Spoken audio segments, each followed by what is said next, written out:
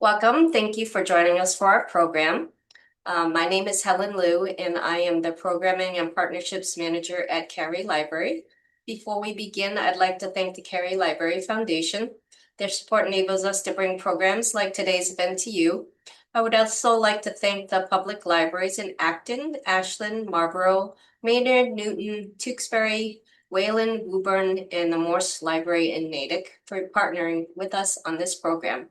Today, Marc Millon will talk about his book, Italy in a Wineglass. This program is being recorded and will be posted to the library's YouTube channel.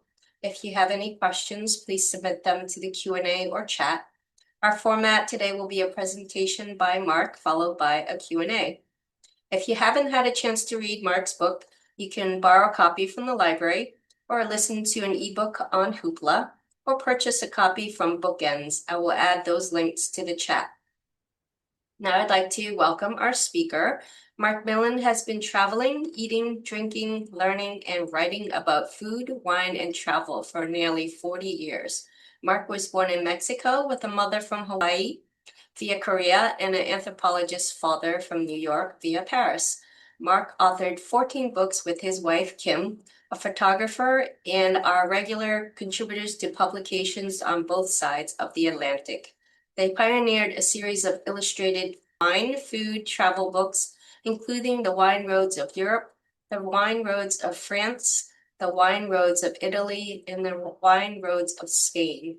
Marc regularly lectures and hosts gastronomic cultural tours to Italy and France with Martin Randall Travel, the UK's leading cultural travel specialist.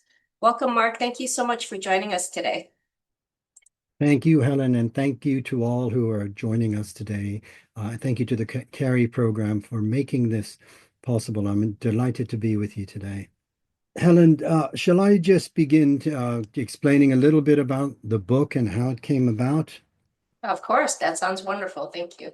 Okay, well, as you mentioned, I've been writing about wine for a very long time. In fact, it's well over 40 years now. My first book, The Wine and Food of Europe, was published in 1982, so that's 43 years ago. My wife and I were quite young. We really didn't know a great deal about wine when we set out on this project, but we found that by actually traveling and meeting people, meeting the people who make wine, visiting places, knocking on doors, because wine travel 40 years ago was not something that people did.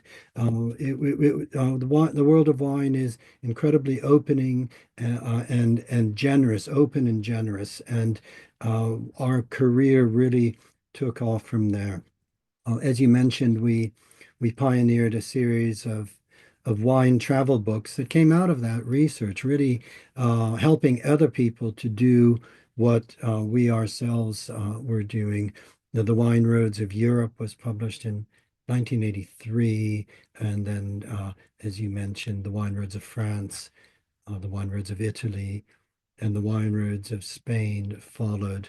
And then we did a couple of books for Fromers, The Food Lover's Companion in France and The Food Lover's Companion in Italy. So it was through all of this travel of being actually on the road and meeting wine producers. We kept coming back to Italy, though. We kept coming back to Italy because I think of the compelling stories that we found, the warmth of the country, the people, but this integration of history, culture, art, uh, which could really come together in a glass of wine, and that's really how the idea for Italy in a wine glass came about. The story of Italy through its wines, because I just kept coming across wines that were so much more. I'm interested most of all in placing wine within a cultural context. I'm not really interested in wine simply as a liquid in a glass that we dissect analytically, but I want to know the backstory. I want to know about the people who make the wine. I want to know about where that wine has come from. And again in Italy, I kept coming across uh, links that could have been to history, recent history, but also which could go back 3,000 years. And uh, I just thought, well, I really want to be able to link the history of the country through the lens of wine. And that's really what um, led to this book. So it's an idea that I've been, I guess, chewing over and mulling about and thinking about writing for more than 30 years. And I finally had the chance to actually put it all together and write the book. Well, I wrote the book mainly during the COVID lockdown. A lot of good things, a lot of bad things happened in that dreadful time, but some good things came out of it too. And it gave me the chance to really um, bring all my ideas together and create this book. Um, I want to just read a little bit from the introduction because I think that will give you an idea of what the book really is about, what inspired me to write the book. So I'm just going to read from the introduction.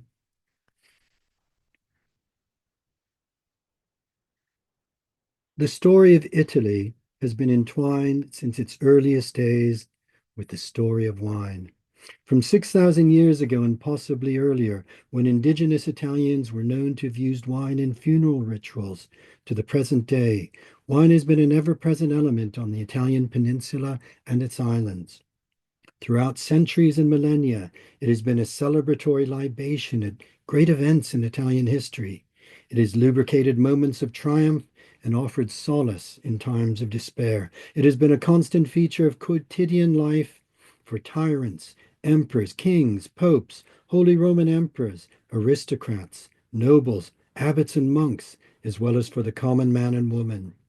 In short, wine has been and continues to be an essential element of Italian civilization. It seems an obvious and enjoyable pursuit, then, to explore the story of Italy through its wines, naturally with a glass in hand. Where to begin? I pour myself a measure of Pithos Rosso from a short, squat bottle. The wine has a distinctive, slightly sour nose and an earthy, stone taste. I roll the wine around in my mouth, chewing it, savoring it, and consider how wine uniquely has the power to transport us through space and time. Within a bottle of wine, good wine, real wine, there is a precise place contained, that spot where the grapes were grown, cared for, harvested, then pressed and fermented to produce the liquid that we are now enjoying. Wine can encapsulate time too, not only the year when those grapes were grown, harvested, and pressed, the vintage date on the bottle, but even further back, connecting us in myriad ways to long ago eras, movements, personalities, and great moments in history. Italian wine, perhaps more than wine from anywhere else, holds within it such a rich concentration of stories and connections that link us directly to the past, whether to ancient times or to yesteryear. This wine, Pithos Rosso, for example, has been fermented on the skin in terracotta vessels buried underground, as wine was made thousands of years ago, as wine was made in southeast Sicily after the Greeks came to settle in Italy and Sicily in the 8th and 7th centuries BCE, in what came to be known as Magna Graecia, and as wine is once again being made today.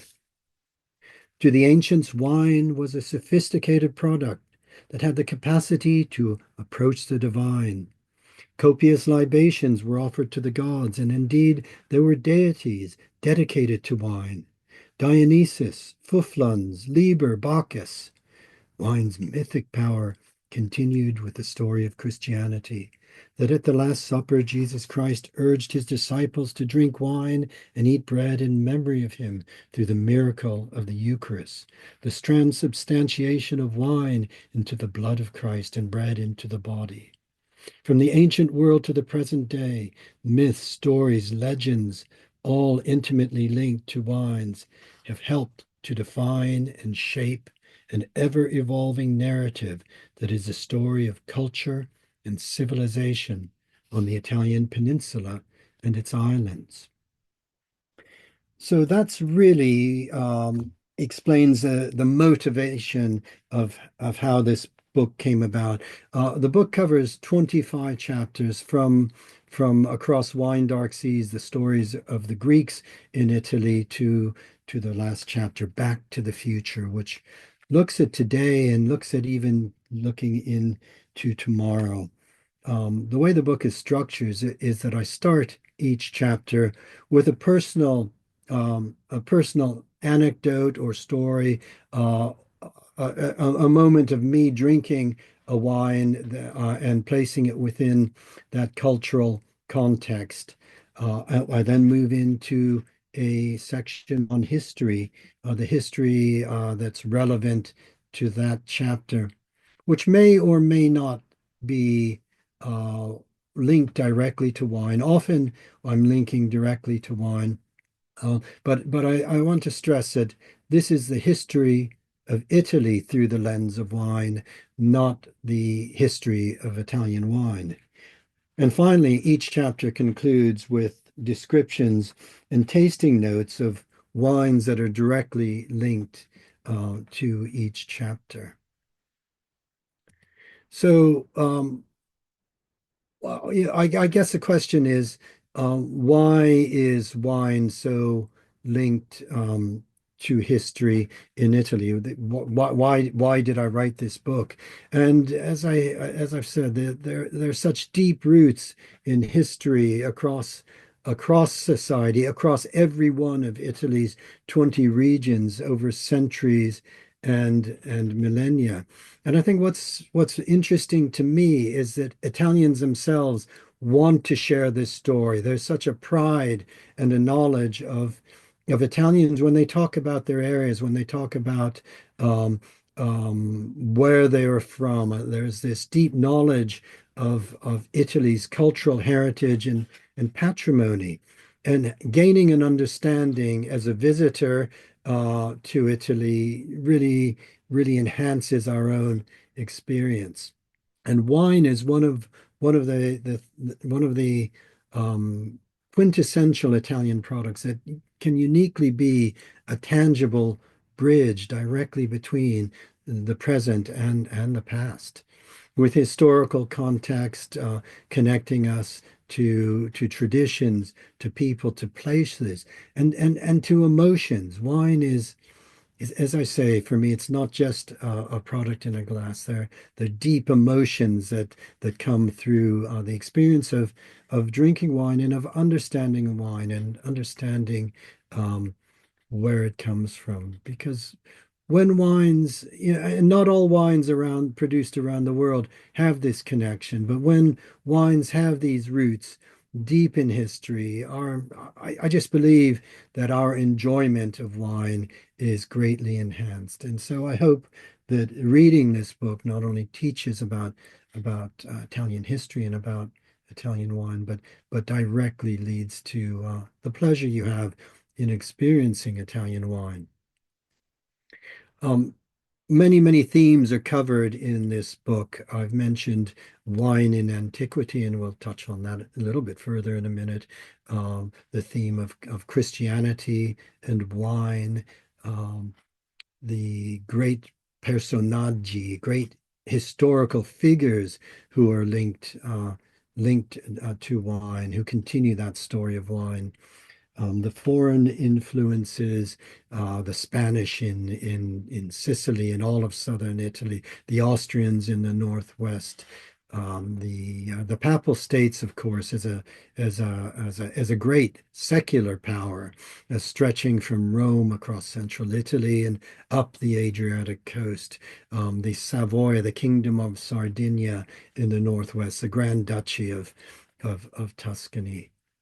Um, Wine links to the creation of the Italian nation, to Risorgimento. The wine is a theme in more recent times.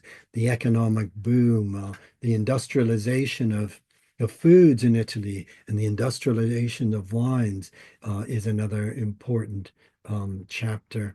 As is made in Italy, this sense of Italy as a country of great style, of designer Italy, and indeed of a new generation of designer wines that were born in the 1970s. And through this all, wine is linking us um, directly to society, to social movements, to systems of land tenure, such as the mezzadria, form of land tenure, sharecropping that existed quite successfully uh, for 800 years. Or to the cooperative movement. Italy is one of the most cooperative countries um, um, in the world, and 60% of Italian wines are made in cooperative wineries, wines that are winning awards and are of the highest quality. So, wine in antiquity, I've mentioned briefly touching on the Greeks bringing the culture of wine, the culture of vines and olives to the lands they colonized, to all of Sicily, colonizing eastern Sicily and Siracusa, but Greek remains all around Sicily. I was in Sicily just a couple of weeks ago and visiting Segesta and Selinunti on the west. Agrigento is nearby, and Greek culture, of course, is on the mainland. The Greeks settled near Naples. Neapolis was originally a Greek city. The Campi Flegrei, the Phlegraean fields, um, were in fact at Lake Averno, the Sibyl sat in prophetic judgment on the shores of this lakes. And Greek culture, the symposium, the intelligent enjoyment of wine was very much a gift that the Greeks brought to the Italian peninsula. Although there were vines here prior to the Greeks, the Etruscans were cultivating the vines, a mysterious culture. We don't know a huge amount about the Etruscans, but the importance of wine and was very central to Etruscan culture. They in a beautiful wine town such as Orvieto in Umbria, there are wine cellars that are dug deep into the tufa um, subsoil, this compacted volcanic ash that's very, very soft and which can be tunneled into. And they demonstrate how in antiquity the production of wine was very sophisticated, with the grapes being pressed at the top. The grapes are brought up to the main town from the plains below, because by gravity that wine, the juice can flow down terracotta channels into fermentation vessels, and once fermentation is complete, the wines could be racked even into deeper vessels. And these conditions were almost perfect for the production of wine. So we had a very sophisticated wine culture. And that Etruscan wine culture we also know about through the Etruscan necropoli, these burial tombs that have beautiful frescoes and paintings showing wine as central to Etruscan life and indeed as central to Etruscan death. Wine would be something that would be taken into an afterlife. Another great ancient civilization linked to wine in Italy were the Phoenicians.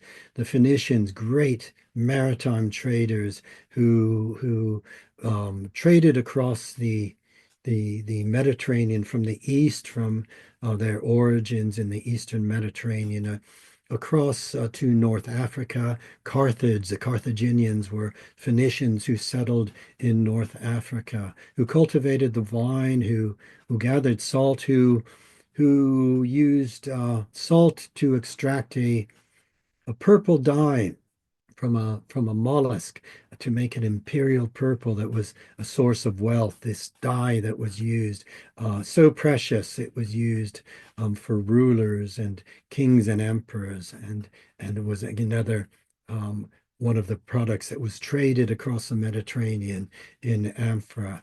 The Phoenicians who fought with the Romans in the Punic Wars on land and on sea. Hannibal crossing the Alps with his war elephants and his brother Hasdrubal meeting the Roman legions by Metauro, the Battle of Metauro, a decisive battle.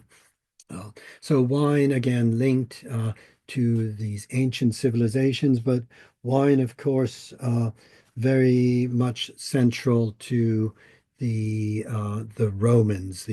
Romans who created an empire based on Roman civilization, Roman roads, Roman aqueducts, and Rome. And for the Romans, wine was very much a gift of Roman civilization. The great Romans wrote about wine. Um, Cato the Elder wrote about cultivating vineyards, and Columbella gave precise instructions on how to plant vines, where to grow them, how even to manage slaves to get the best use out of them. Pliny the Elder wrote about uh, in his great Naturalis Historia, this great encyclopedia of the natural world, had volume 14 was dedicated entirely to wine. And it was Pliny who really began to um, link wine, grape varieties, and terroir, and really gave us a sense that great wines came from a particular place and perhaps from particular grape varieties, a concept that carried on throughout, certainly in European vineyards, where the Roman vineyards, the Romans came to Provence, the Provincia Romana, and planted vineyards. The Greeks had been there previously. The Phoenicians had been to the south of France, but it was the Romans that took the vine up the Rhone Valley into Burgundy, planted some of the great vineyards of Burgundy, into the Rhineland of Germany, and across to Bordeaux, and even planting vineyards in the United Kingdom, in Britain, in the province of Britannia. Um, the most famous Roman wine was a wine called Falernum. It was a legendary wine. It had even a divine origin to the legend of how Falerno was first discovered. It was a wine that the great poets wrote about and extolled. Um, Virgil said nothing can compare to Falernum. Horace wrote odes to the wine, Catullus. But it was a wine that was lost. Somehow, uh, this great patrimony of Roman wine had been lost. And in the 1960s, an archaeologist of the vine, Francesco Paolo Avallone, he kept coming across references to this great Roman wine, and he wanted to bring it back to life. And so he spent he was a classical scholar, but he spent his weekends for 15 years researching where the wine had come from, and identified vineyards on the Rocca Monfina in Campania. And he searched for the remains of vines that had survived Phylloxera, and and found the Falangina Falerno, the Piedirosso Falerno, and the Aglianico Falerno, biotypes unique to the area that were directly linked to vines that had been grown by the Romans. To make a modern Falerno, not trying to create Rome wine in the style that the Romans enjoyed, completely different to what we drink today, but still using modern techniques to some fermentation in terracotta amphora long before many others began doing that. But also, Roman wines would have been skin contact whites. And at the Villa Matilda winery, they would be using cryomaceration to get the character from the skins. So, a wine that is in every way um, in stature and quality a Grand Cru worthy of the Romans. So this is an example of a wine that links directly to the past. The story of wine continues through with the story of Christianity.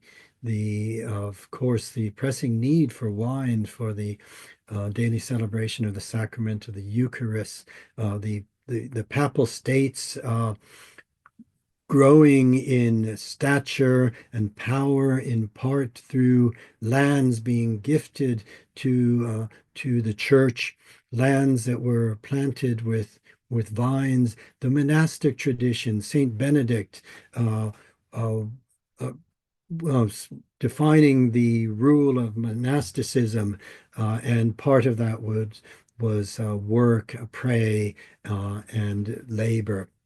Uh, and vineyards became linked to monasteries across Italy.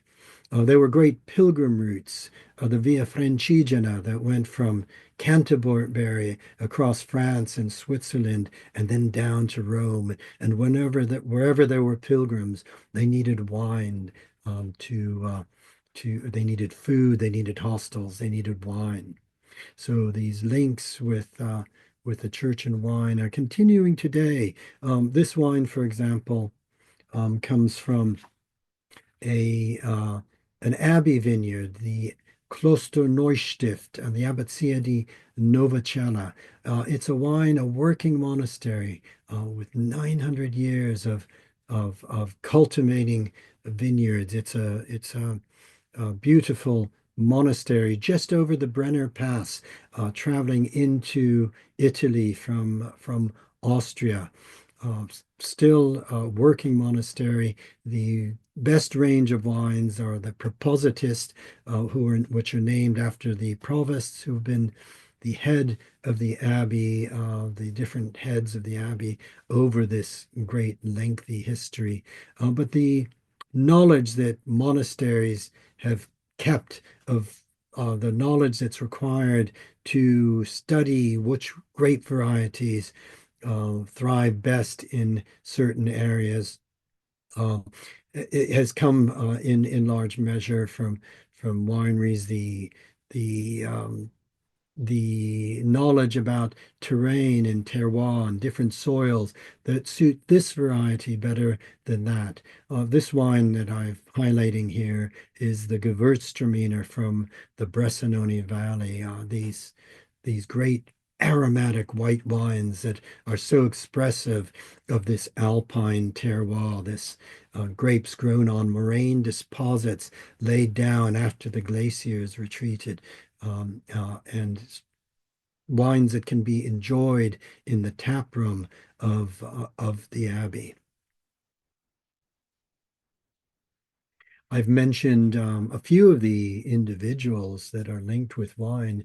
Great personalities have always have had links with wine. The um, wine is such a part of Italy and Italian culture, and it's not surprising that the great leaders of Italy, the popes, the Holy Roman emperors, the philosophers and painters, and artists would all have links with wine. I mentioned Pliny the Elder. Pliny the Elder was possibly the earliest wine writer, direct wine writer. He was a very important Pliny the Elder who sadly perished when Vesuvius blew its top in AD 79. His nephew Pliny the Younger explaining how Pliny, ever curious to see natural phenomena, took the Royal Navy. He was in charge of the Royal Navy across the Bay of Naples to have a closer look at what was happening and try to help people. And he himself perished. I imagine that when he was watching Vesuvius blowing its top, he was drinking a glass of wine from the Phlegraean fields. Um, Frederick II, Federico II, Lo Stupor Mondi, the wonder of the world, the King of Sicily, a Holy Roman Emperor, had strong links to wine. He was a polyglot. He was a cultured poet. He was hugely tolerant of different cultures living and existing together, and he had links with wines in Umbria and Montefalco, where he went to pursue his favorite pastime, falconry, and renamed the town Montefalco and enjoyed the wines made from the Sagrantino grape. Or in Castel del Monte, where he designed an octagonal castle. Again, an area rich in vines today where we can enjoy wines that link directly to Federico II. Dante Alighieri, the supreme poet, the author of La Commedia, the Divine Comedy, exiled from his beloved Florence. And I'll mention this again in just a minute. The Medicis, again, great lovers of wine outside of Florence, where they built their villas in the Carmignano wine zone, which was walled in as a Parco Reale for the cultivation of wine, for hunting, as a hunting reserve. Leonardo da Vinci owned a vineyard and wrote about wine, wrote about how to make the best wines, used that scientific genius thought of his to give directions on how wine should be made to get the best quality. This wine, for example, Serrego Alighieri Possessione Rosso, is a wine directly linked to Dante Alighieri because Dante, as I mentioned, was forced into exile and uh, never able to return to his beloved Florence. Had to live something of a peripatetic life, wandering around Italy, taking hospitality from noble families such as the Della Scala family of Verona, and eventually ending in Ravenna, where he died. But his son Pietro, who was traveling with him, returned to Verona, returned to the Valpolicella wine hills just to the north and west of Verona, and purchased the Casal de Ronchi wine estate, which is still in the family ownership, run by the 21st generation of the direct descendants of Dante Alighieri, the father of the Italian language, he's considered. Um, and this, although the estate produces famous Amarone and Ricciotto and really wonderful and highly celebrated wines, I love this wine, their simpler Possessione Rosso, because it is it pays homage to that link of Dante and his beloved Florence, because it's produced with the great grape varieties of the Valpolicella, Corvina, Rondinella, Molinara, um, but also with an element that comes from Tuscany, quite unusual in Valpolicella to find Sangiovese, but it's just that link with the origins of the family that make this wine such a unique and, I think, intimate link of showing how history and wine are very much at the heart and soul of the families that still make them today. Italy as a country, as a unified country, uh, is relatively recent. The Kingdom of Italy formed in 1861, because prior to this, Italy, as I mentioned, was ruled by a whole range of different powers, the Spanish in the south and Sicily, the Kingdom of the Two Sicilies, um, the Austrians overseeing all of the northwest of Italy, including Venice, including extending across the Veneto and into Lombardy, the Grand Duchy of Tuscany, the the duchies of Parma and Ferrara, the Kingdom of Sardinia, ruled by the Savoia, who also had extensive holdings across the Alps into what is now French Savoie. Nizza is, in fact, became the town of Nice as part of the machinations of power that took place as Italy came together as a nation. And the story of Risorgimento and unification of Italy is linked to wine, to Giuseppe Garibaldi, this great freedom fighter who sailed to Sicily with 1,000 men, the red shirts, landing in on the west of Sicily, in the wine town of Marsala, a town that had Roman origins, Phoenician origins, off of the coast where the Punic naval battles had taken place. Landed in Marsala and began a march that was to result ultimately in the unification of Italy. Um, Count Camillo Benso di Cavour, Italy's first prime minister, was above all an aristocratic farmer who made experiments on his estate at Grinzane, to improve the wines of Barolo, to create what is now a modern Barolo, bringing in French techniques of vinification and completely revolutionizing the style of wine.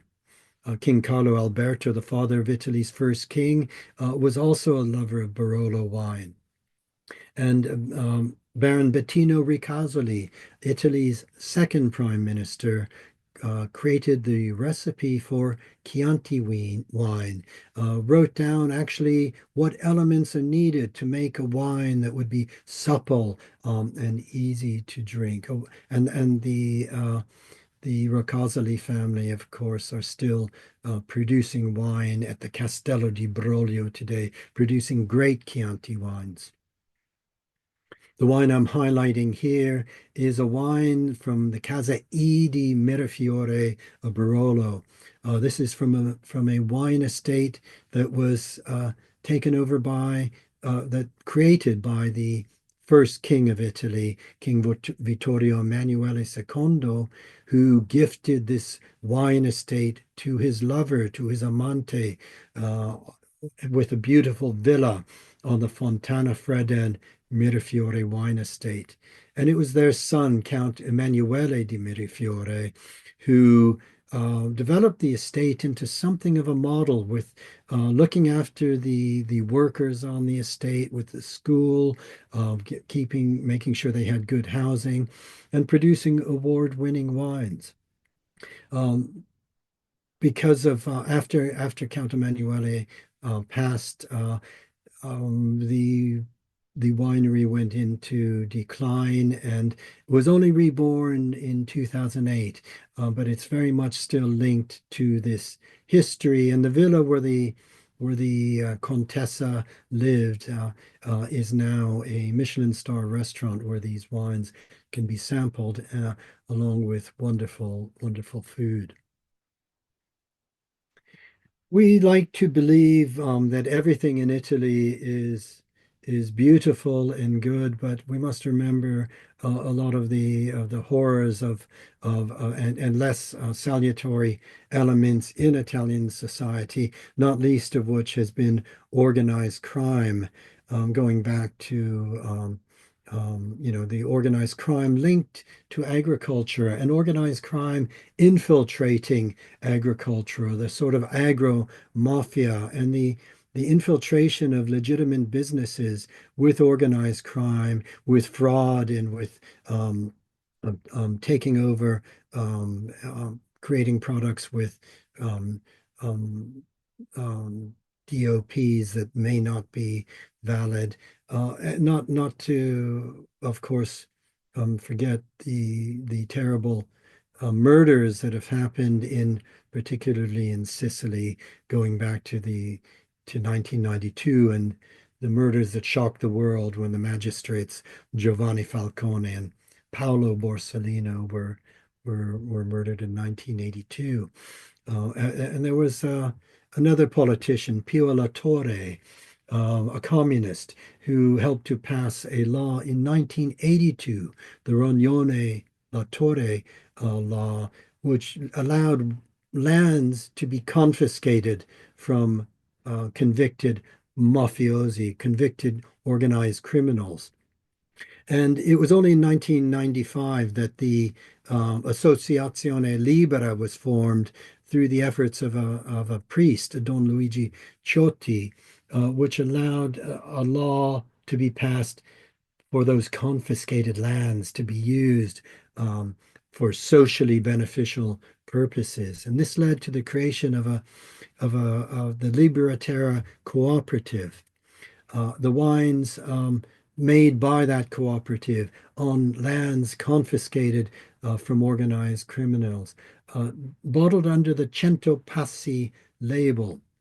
Cento Passi is a reference to a young activist who was murdered by the mafia, Peppino Impastato. And there's a wonderful movie called Cento Passi, because Beppino said that in Sicily we're all only 100 passes, steps away from the mafia. And this particular wine, this Nero d'Avola, Argile di um, uh, um, uh, whoops, Uh, this wine was dedicated to Beppino Impastata from lands confiscated from Totò Rina's clan. Totò Rina was the head of the mafia through the worst of the atrocities. So it's from the Corleone area, the Bellice Corleonese, producing a really beautiful expression of a very important grape variety, the Nero d'Avola, um, but directly from lands confiscated from the mafia. And so we come to my final chapter, in which I'm looking at some of the challenges that are facing Italy today, challenges such as migration, a challenge that's happening around the world, but are reminding too that Italy, just in the last week, has gained UNESCO status as its for its um, Italian cuisine as an intangible cultural heritage. But I think what's most interesting about the citation is that the citation um, credits Italian cuisine for its ability to adapt, for its ability um, take influences from the different cultures that have passed through Italy over the many centuries and millennia. And I think it's a lesson for us all, and certainly a lesson needed in Italy today um, um, as the country struggles as elsewhere with with accepting migrations and people passing through.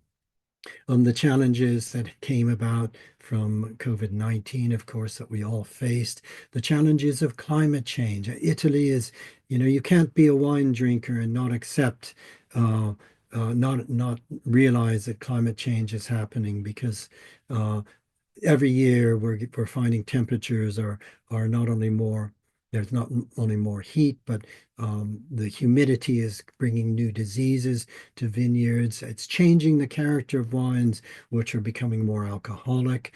Uh, New grape varieties are being explored, peewee grape varieties that are fungal resistant, uh, looking into genetic editing, which is very different from genetic modification. And so there are many, many challenges that wineries, wine estates, and wine producers are facing today. Wine has been sent into outer space. Italian wine has been sent to the space shuttle as Italians look to the future. Because certainly, if Italy, if the moon or Mars are going to be colonized one day, and if Italians are involved, I'm sure the first thing that they'll be looking to do is to uh, plant a vineyard. But I think one of the most interesting elements of wine today of wine, Italian wine as it is today, is in looking to the future, we're also looking to the past. And so I just want to conclude by reading the last wine that I write about in the book. Um, it's a wine called Ribolla Gialla from Friuli Venezia Giulia, made by a winemaker named Josko Gravner.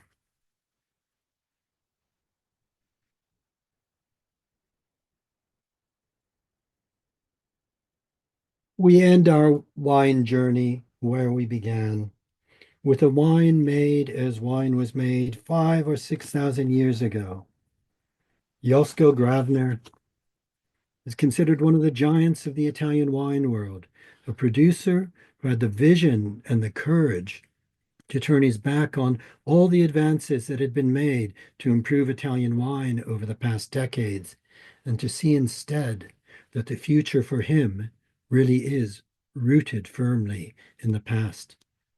Ribolla Gialla is a native grape variety of Friuli Venezia Giulia that has been grown in the vineyards of Collio for probably at least 1,000 years, where it thrives on the mineral-rich Ponca terroir. Gravner's vineyards above Oslavia, cultivated with immense hand care to biodynamic principles, yields fruit that is of exceptional quality, high in acidity, rich in minerality, concentrated in flavor.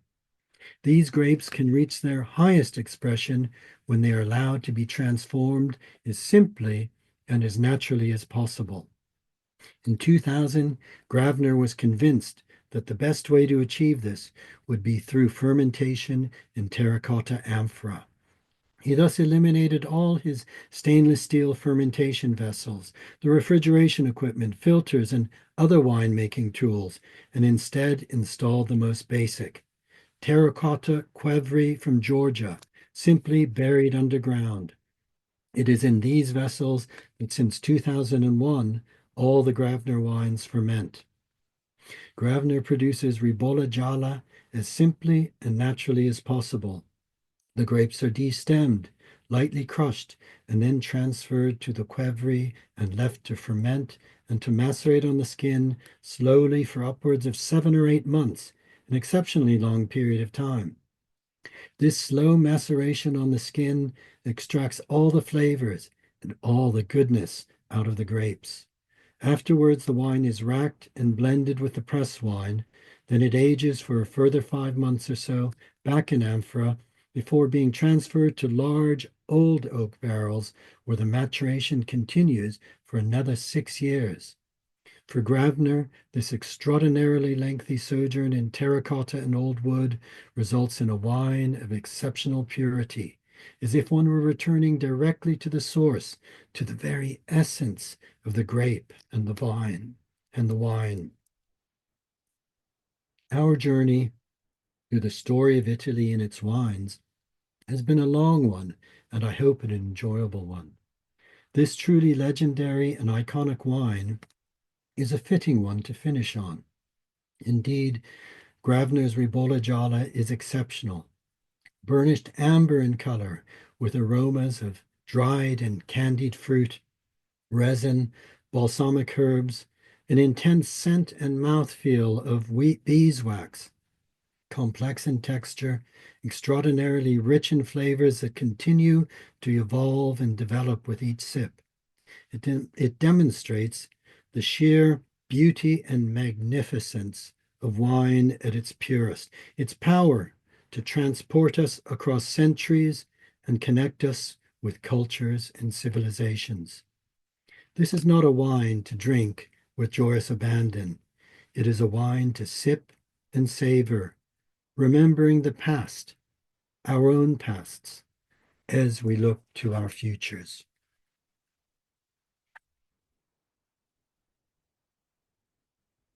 So that's really what my book is about, and I'd be very happy to hear any thoughts that you have or any questions you might have for me. Great, thank you for a wonderful presentation, Mark. I'm going to put into the chat the links to the book, either if you want to borrow it from the library or if you want to purchase a copy from Bookends. That's in the chat right now. We are going to take some questions now. And while I have one for you, in your book, you talk about how modern wine companies are trying to connect the old ways with the new by attempting to apply ancient viticulture and winemaking processes to their winemaking practices today. One of these stories that I found fascinating is the process of creating Vino Marino, the wine supposedly favored by Julius Caesar, where grapes are placed in wicker baskets and submerged under the sea. What is the importance of connecting the past with the present from a winemaking perspective? Oh, that's really interesting question. I mentioned the Falernum, the modern Falerno del Masico, and that wine wasn't trying to create wine as it was 2,000 years ago, wine as the Romans drank it, because the Roman style of wine was very, very different, and it wouldn't be something we'd want to readily drink on a day-to-day basis. Wines that would have been aged, in the case of Falernum, upwards of 100 years, sometimes mixed with spices and honey and even seawater. But the Vino Marino Nessos from the island of Elba is a fascinating project because the wine producer Antonio Righi uh, wanted to do just that. He wanted to try to recreate a wine made in the style of the Romans by plunging the Ansona grapes in special baskets under the Tyrrhenian into the Tyrrhenian cold waters of the Tyrrhenian Sea, and then afterwards drying the grapes directly in the sunlight, and then fermenting in small terracotta vessels. And so he is producing a wine that's completely unique. A wine I have had the opportunity to taste, an extraordinary wine, an oxidized style of wine that really is very much um, linking to the past. It's produced in minute quantity, I think only a couple of hundred small bottles a year, but it's a wine that's gained a great attention of the wine world. Um, Indeed, projects like this, I think, are more than just historical curiosities. For example, in Pompeii itself, actually within Pompeii, um, a iconic wine producer, the Master Berardino wine company, Piero Mastro Berardino, planted vineyards within Pompeii, finding vineyards that had been grown up until that day, fateful day when Vesuvius erupted in AD 79, uh, and made wines for some 25 years. The project ceased a few years ago, but I'm delighted that it is being revived by another great Campanian wine producer, Feodi di San Gregorio, who are taking over the vineyards Mastro Berardino planted, as well as planting new vineyards, and we'll actually be creating a winery within Pompeii that visitors will be able to visit. And I hope that that will be open in the next year or two. So certainly something um, to bear in mind if you're thinking of traveling in that area in the coming years. Wonderful. That sounds like an amazing project. No, Someone, I see a question here from yeah, Madeline, and I would like to address that. The reason I'm linking wine to the mafia in Italy is because the Italians themselves have done this through the Libera Terra. There's in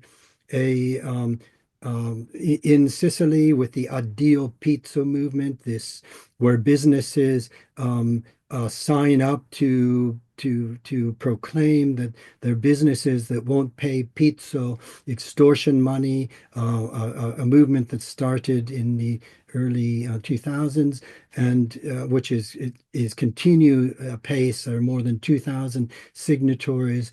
The Libera Terra cooperatives, of which the Cento Passi wine is one, are making wines directly from lands confiscated from organized criminals, not just making wine either, using those lands to grow tomatoes, to process them, to make passata, to grow wheat, to make pasta, products that have as their basis um, a determination to make something positive from the damage done by organized crime. Yes, organized crime exists everywhere, everywhere, but this is an example of wine being used in a positive way and proclaiming where that wine came from, proclaiming whose lands they were confiscated from, and dedicating each wine to somebody that had been murdered. So I don't think that this is simply prejudice. This is a wine that exists and which is, I've visited these places and I know that's a very strong movement to, uh, to make something positive. Thank you.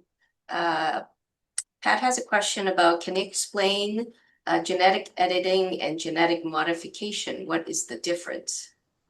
Well, this is a complicated question, but I think it's an important one. And this TEA genetic editing, as I understand it, and as it's been explained to me, is a way of helping to make changes within a plant with its own DNA in with mutations that would happen. Um, naturally, but would take maybe 5 or 6 cycles before that would be able to be done in any commercial sense. But it allows that to be accelerated. The gene editing, genetic modification would be possibly taking DNA from other organisms and introducing them into vines. So it's a completely different process. In the book, I don't advocate or support necessarily either of these. I certainly not genetic modification, but I write about the need for this to happen as fungal diseases become ever more prevalent, and viticulture faces some existential issues that need to be addressed. And some very important people in the world of Italian wine are exploring genetic editing and advocating it, such as Professore Attilio Scienza, who is the leading expert on vine genetics. Thank you. And then we have a question about, are these organic wines? And if not, is there a distinction? Also, why are sulfites added? Well, all wine, the winemaking process does result in sulfites naturally, but added sulfites are added generally to wine because they help to um, it's a way of sanitizing either the grapes or in the winemaking process.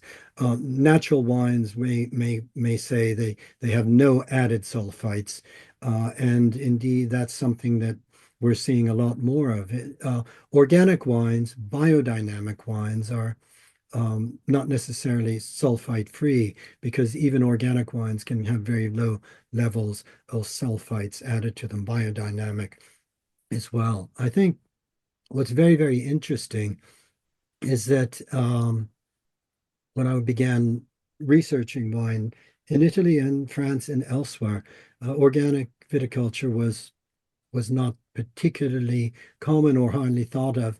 And certainly in Italy, organic wine was not very prevalent. It's becoming increasingly viewed and accepted that organic wine these organic vines, particularly with climate change happening, can be very, very resilient. Biodynamic treatments can really help with the resilience of vines. And take an area like Chianti Classico, the heartland of Tuscany, the heartland of Chianti wine. Now, some 60% of the members of the Chianti Classico consortium are producing wine organically. Sicily is another area where there are a great number of award-winning producers who are working organically, biodynamically, and in some cases, producers who are working in what we call low intervention, in a low intervention way, utilizing the natural yeasts present on the bloom of the grapes rather than introducing a yeast made in a laboratory, and fermenting naturally and racking just by cold and chilling and gravity. So there is a return. That's part of what I think my final chapter is this and that last line that I read about Josko Gravner's Ribola Jala. This how there is a looking to the future and also returning to I wouldn't say natural because wine is by nature a man-made product. Uh, it's not natural in it doesn't happen without containers created by man to ferment in and without intervention, but a more low intervention approach that's very valid. Andrew wants to know which Italian wine regions or wines would you say are underrated or even overlooked? Underrated, overlooked. I would say number one of my favorite areas that I think is very underrated and making wonderful wines is Le Marche. Le Marche is on the Adriatic coast. So we're really in a region that links north and south. In the north, up bordering with Emilia-Romagna, in the south with Abruzzo, along the Adriatic coast, a region of seaside, of the coastal Adriatic, but also of mountains, and the source of magnificent wines such as Verdicchio de Castelli di Jesi, Verdicchio di Metellica, Rosso Piceno, Rosso Conero, beautiful dessert wines too, and an area of wonderful undiscovered cuisine and food. So that is certainly one area that's undiscovered. But there are undiscovered areas everywhere in Italy. In Tuscany, one of the most visited areas, the Maremma is still largely undiscovered. The Tuscan seaboard, where wonderful wines are being produced. Wine is produced in so many places in the Veneto, the Colli Euganei, just south of Padova on volcanic soil. Again, the source of really wonderful wines. Or maybe if you're coming into Italy from France, driving through the Mont Blanc tunnel, you're in a high alpine area of the Valle d'Aosta, where beautiful ethereal mountain wines are being produced. Wines that are made in small quantity, so you don't see them sold abroad so much, but you really need to come to these areas to sample them at the source, to sample them with the local foods. And there'll be discoveries in every single one of Italy's 20 regions. Wonderful. Thank you so much. Last question for you, Mark. What are you working on next? Well, I'm just beginning thought to a couple of new book ideas. I don't really want to go into them in detail, but I'm also contributing the Italian section of a new wine encyclopedia that's being produced. So I'll be writing the Italian section of that. But still doing my magazine work. I'm doing some articles for the World of Fine Wine magazine, which is a quarterly, and also with my Italian cultural tours, my gastronomic cultural tours to Italy. Wonderful. Well, thank you so much for a very interesting presentation. I really enjoyed our time together, and thank you for joining us. Well, thank you so much, Helen. I've really enjoyed being with you. Wonderful. We can't wait to see what you'll do next. Thank you, Thank you. everyone. Have a good day. Bye now. Have a good day. Bye bye, everybody.